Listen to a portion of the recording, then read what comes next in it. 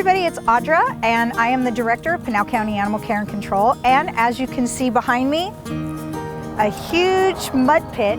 That's because we're under construction. Yay! We are in the process of getting a renovation.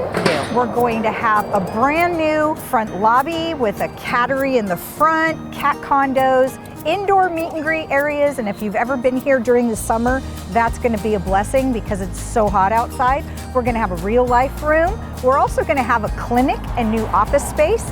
Hopefully it's going to be done by October of this year, grand opening, but it's been 3 years in the making and it has finally started, hit the ground running, and as you can see, they're rocking and rolling on this. We are currently in a double-wide modular in the back of all 3 buildings in case you want to come and see us. We're still open for adoptions and fosters and licensing, so come on down and take a peek, but we hope to see you in October.